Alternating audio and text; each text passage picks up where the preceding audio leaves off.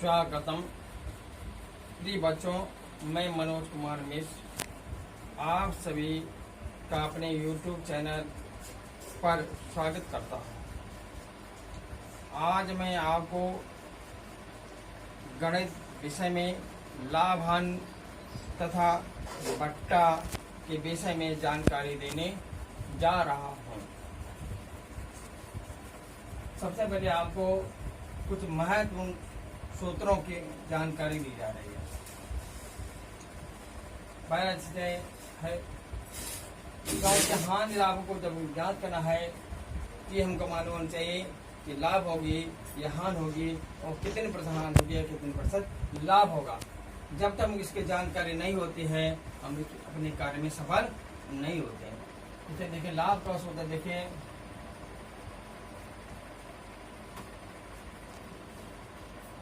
लाभ बराबर होता है विक्रय मूल्य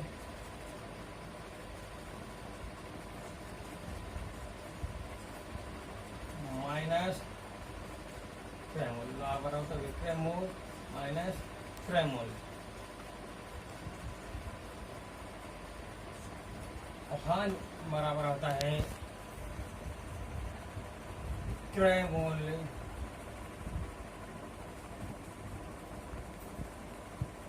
माइनस विक्रय मूल्य।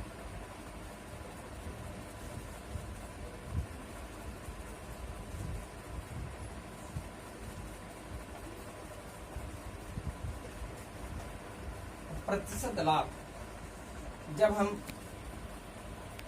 कोई चीज कम मूल्य में क्रय करते हैं और अधिक मूल्य बेचते हैं, विक्रय करते हैं, तो मुझे लाभ होता है। इसे लाभ का सूत्र होगा, प्रतिशत लाभ का सूत्र होगा लाभ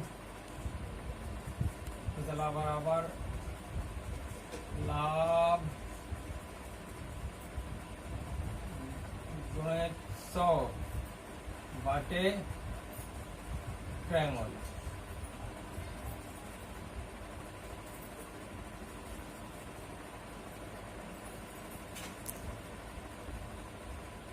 और प्रतिशत हानि बराबर हो गए हानि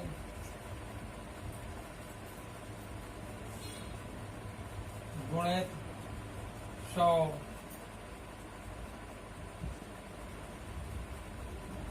बाटे क्रय मूल्य।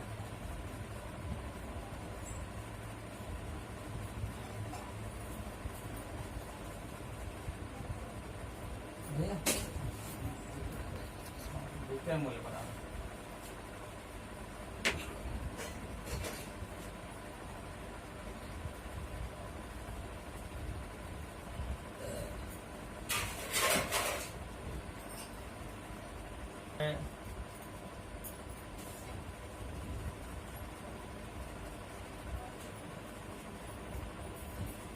मूल्य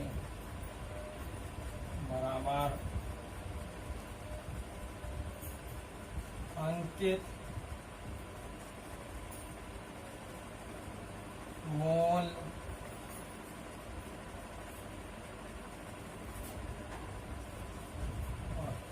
माइनस बट्टा।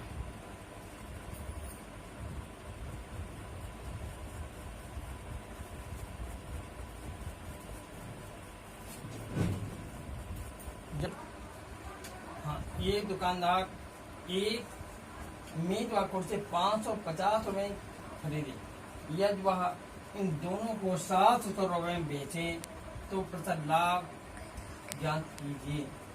पहले हमको ये ज्ञात होना चाहिए, यदि क्रय मूल्य कम है विक्रय मूल्य अधिक है तो मुझे लाभ होगा। यदि विक्रय मूल्य अधिक है और विक्रय अधिक है और क्रय मूल्य कम है तो लाभ होगा, और क्रय मूल्य अधिक है और विक्रय मूल्य कम है तो हानि हो जाएगी। इसलिए देखिए, यहाँ पर दिया हुआ है क्रय मूल्य कम दिया है, विक्रय मूल्य अधिक दिया है, तो निश्चित हो रहा है कि हमें लाभ होना है। इसलिए मेज व कुर्सी का क्रय मूल्य दिया है 550 रुपये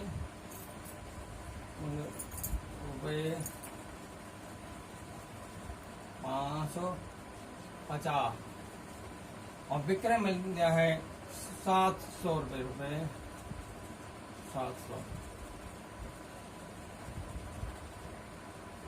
तो लाभ बराबर विक्रय मूल्य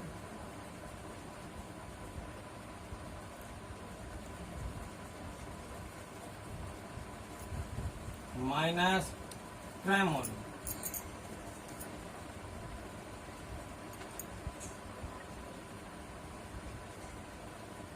इधर विक्रय मूल्य 700 रुपये है और क्रय मूल्य 550।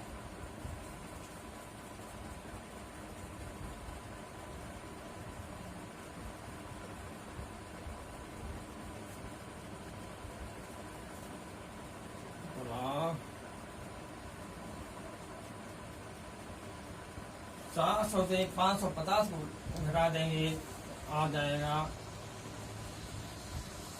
0 और 5 और 6 150 रुपये ये आंसर आ जाएगा।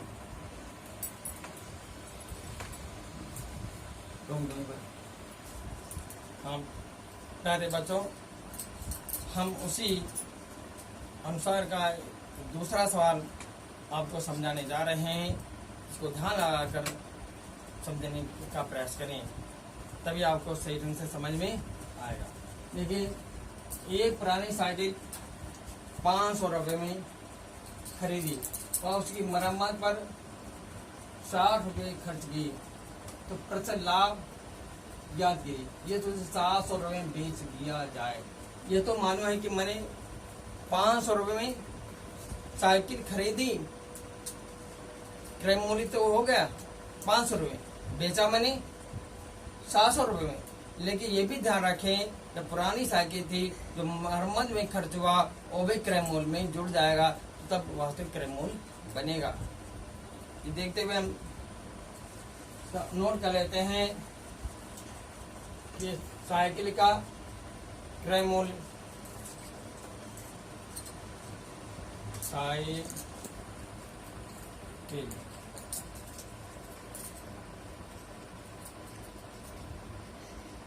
का क्रय मूल्य बराबर 500 रुपये। 500 रुपये मरम्मत पर भी, मरम्मत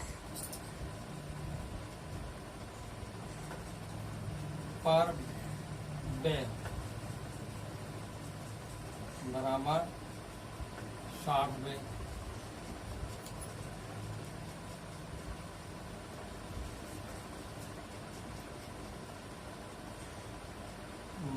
मरम्मत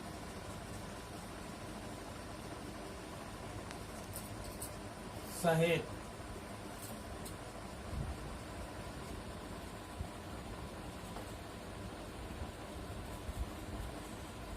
साइकिल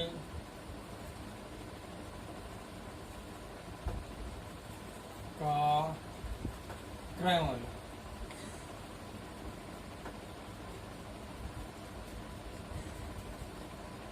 बराबर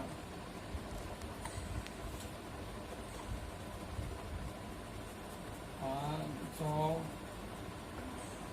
प्लस 60 बराबर 560 रुपये। अब हमको कुल कितना क्रय मूल्य आया वो निकल आया। आप देखना हमको, जब तक हम विक्रय मूल्य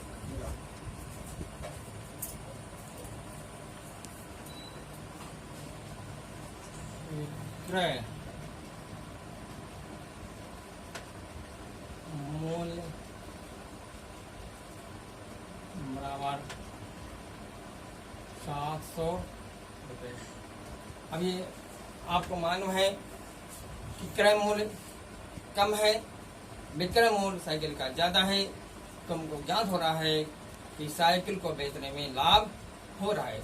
अब हम लाभ का सूत्र इसमें लगा देते हैं।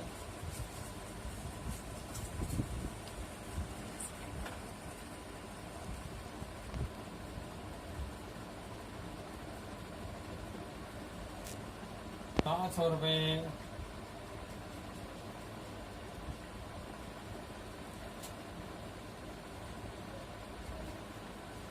बराबर ₹700 माइनस ₹560।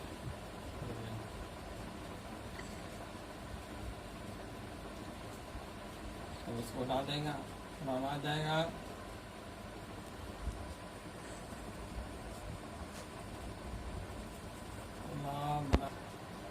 ₹140 हमको साइकिल को बेचने पर लाभ होगा।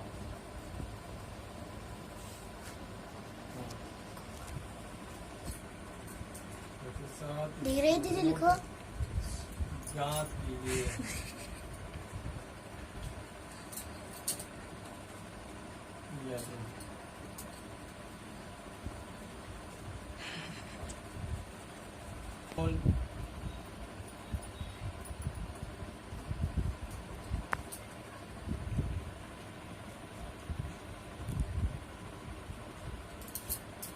बराबर ₹400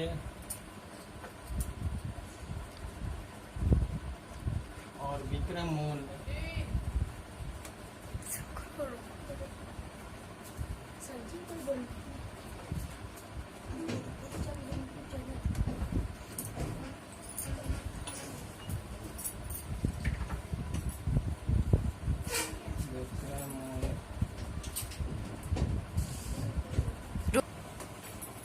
₹50।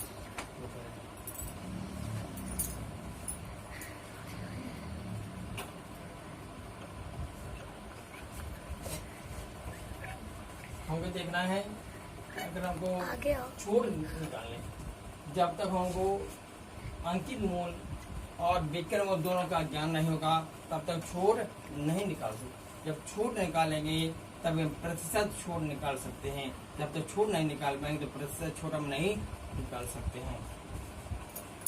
तो हम पहले छूट का सूत्र लिखेंगे। छूट बराबर छूट बराबर अंकित मूल्य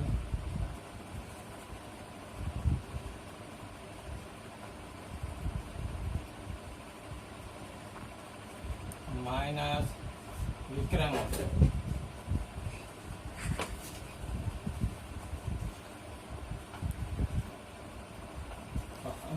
अंकित मूल्य ₹400 और विक्रय मूल्य है ₹350।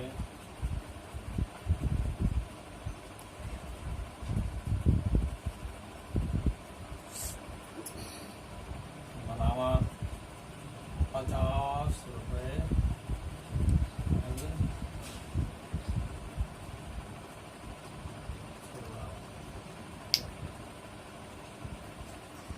₹50 छूट। अब हमको निकालना है प्रतिशत छूट।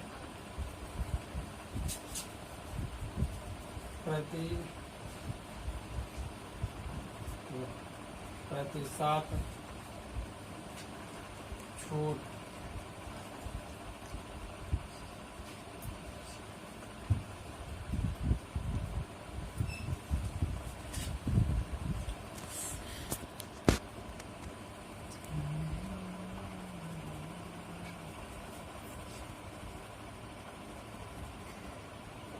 गुणित 100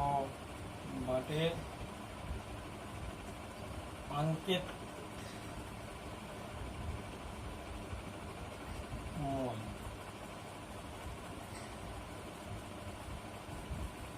छोटा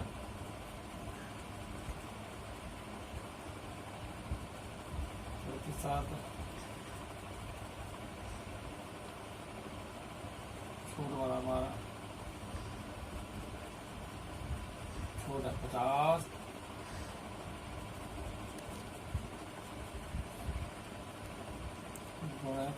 100 और अंकित मन है 400 रुपये। तुमको इतना याद रखना है। अब इसको हम भाग दे देंगे 4 से देंगे तो भाग आ जाए 4 4 और 4 2 8 4 5 से 20 5